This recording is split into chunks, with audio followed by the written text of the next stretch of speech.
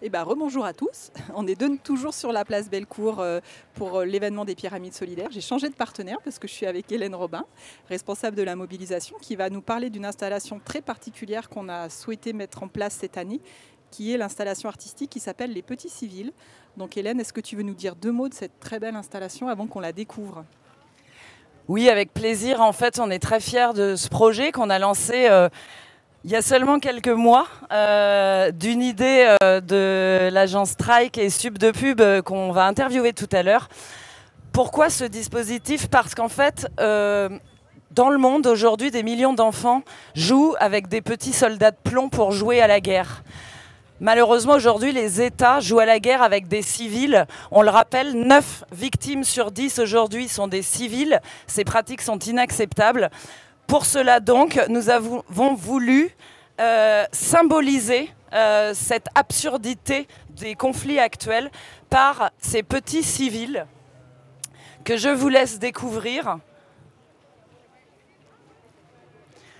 Donc ici, nous avons Ala, 4 ans, qui a été victime de bombardements au Yémen. Ala jouait avec sa cousine en bas de leur maison lorsqu'un avion a largué un obus sur leur quartier. On découvre ici Amira, qui vit désormais à Tripoli, au Liban. Elle a perdu son fils aîné dans un bombardement. Elle n'a aujourd'hui aucun moyen de subsistance. Tariq, 10 ans, qui vit à Sanaa au Yémen. Il jouait avec ses amis près d'un marché lorsqu'une attaque aérienne est survenue. Il a subi une amputation de la jambe droite sous le genou.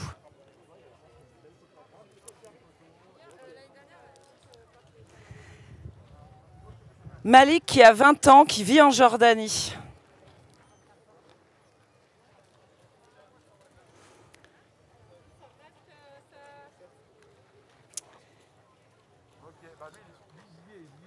Je vous laisse découvrir également Ibrahim, 49 ans, qui vit à Damas en Syrie. Sa jambe a été blessée lors d'un bombardement.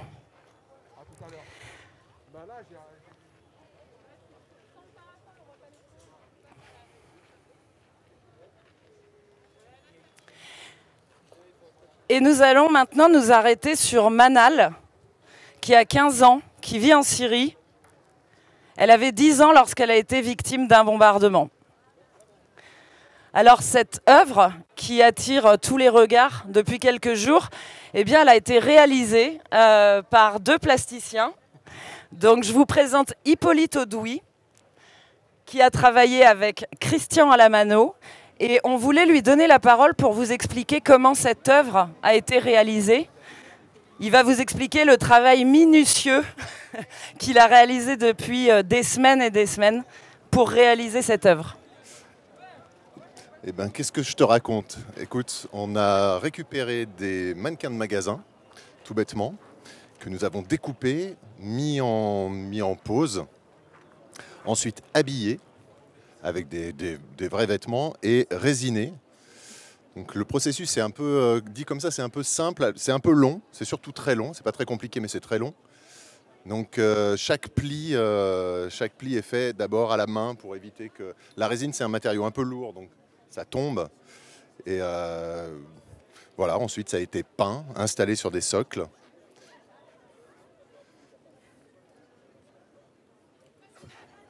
Hippolyte, merci pour toutes ces précisions. On a aussi envie de vous poser la question, pourquoi est-ce que vous êtes engagé dans ce projet? On sait que c'était un vrai challenge. On n'y a pas toujours cru depuis le début. Et pourtant, quand on voit le résultat, on est tous extrêmement fiers de ce résultat. Mais au-delà de la réalisation, le symbole pour vous? Il y a pas mal de raisons qui nous ont poussé à faire ça. Déjà, le challenge technique, parce que le timing était vraiment très serré.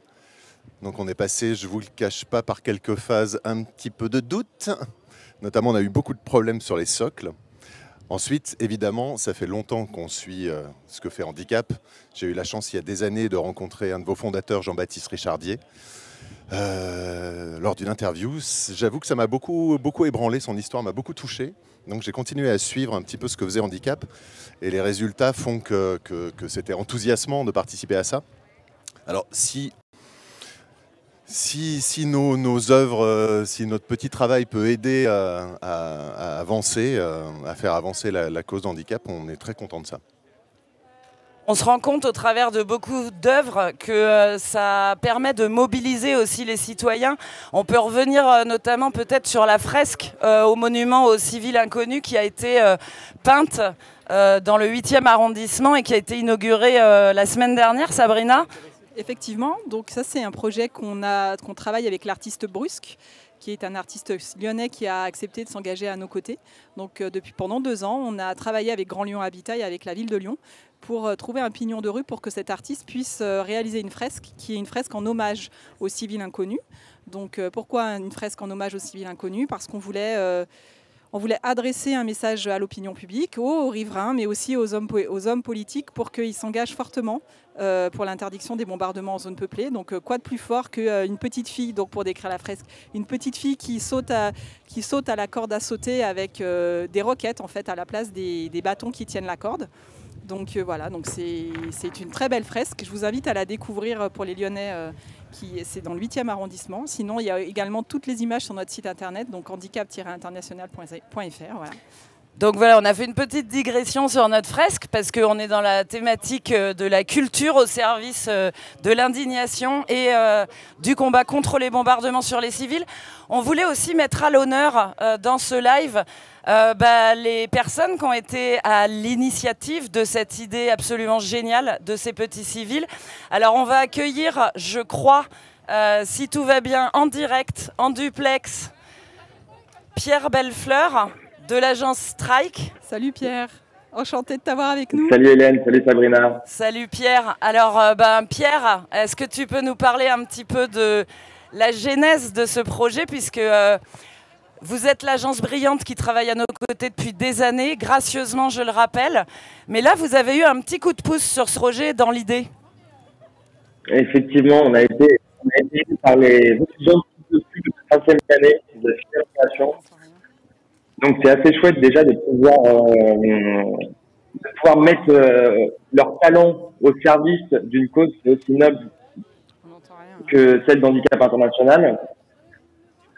On a été assez bluffé d'ailleurs par la qualité des propositions des étudiants. Il y a eu plein de choses. Il y a même des projets qui sont encore à l'étude, potentiellement l'année prochaine. Évidemment, on est super heureux de voir cette œuvre grandir, parce qu'elle a une symbolique qui est très forte. Et c'est une œuvre qui vient compléter la campagne Arrêtons de jouer avec la vie des civils. Elle a été lancée en septembre et je trouve qu'elle illustre de très belle manière cette campagne. Merci Alors, Pierre. pour vous parler un petit peu plus du fond de l'œuvre, c'est une œuvre qui a pour vocation, bien sûr, à sensibiliser les gens sur l'ensemble des ravages collatéraux pour l'utilisation des armes explosives dans les villes, mais aussi sur l'importance de la mission Handicap International, parce qu'elle parle également de la prise en charge des victimes.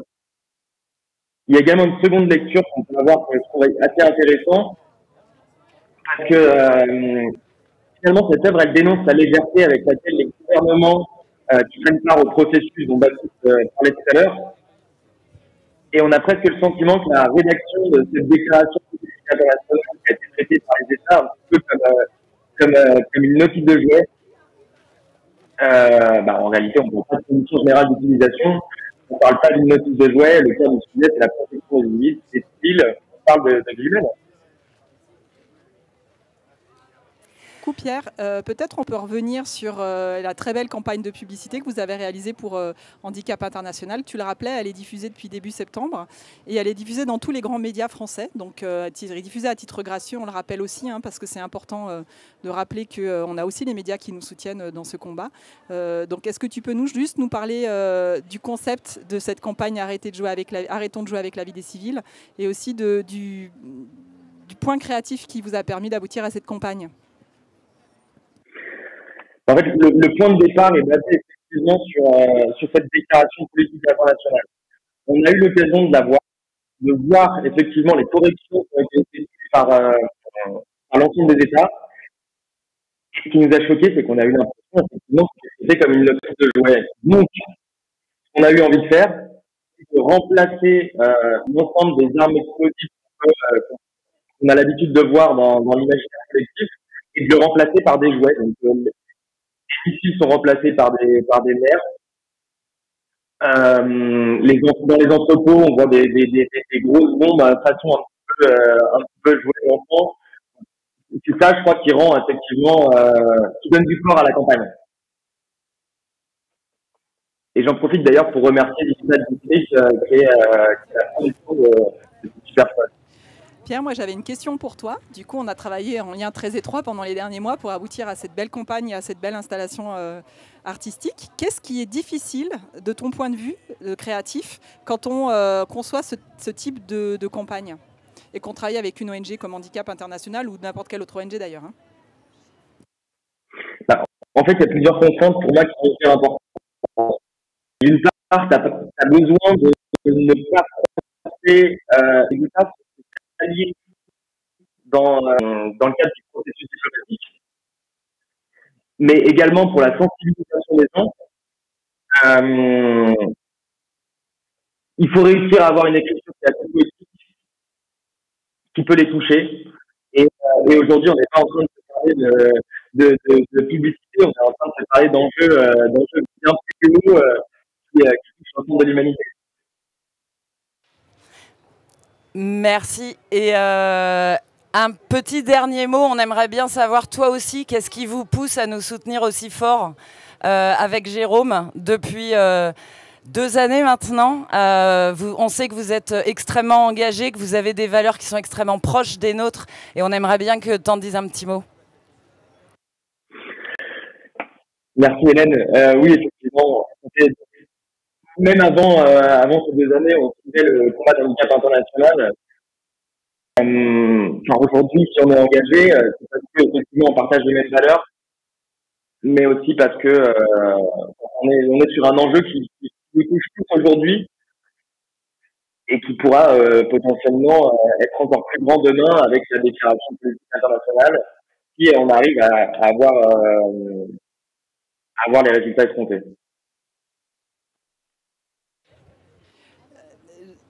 Donc du coup, Pierre, en fait, on voulait te remercier déjà et puis remercier Jérôme pour son engagement à nos côtés. Et je voulais témoigner à titre personnel d'une expérience que j'ai vécue hier et que je voulais vous faire partager parce que c'est vraiment très, très, très, très fort. Donc on avait, comme je le disais tout à l'heure avec Gilles, on avait des scolaires et notamment une classe de CM1 qui est venue visiter le site hier matin.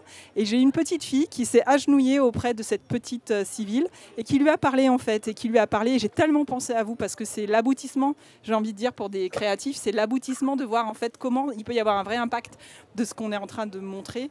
Et donc elle s'adressait à cette petite fille, elle lui disait « Ne t'inquiète pas, on va y arriver, on va te protéger. » Et puis il y a ta maman derrière. Et du coup, voilà, je voulais partager ça avec vous. Je voulais vous remercier beaucoup et vous souhaiter encore de longues collaborations ensemble.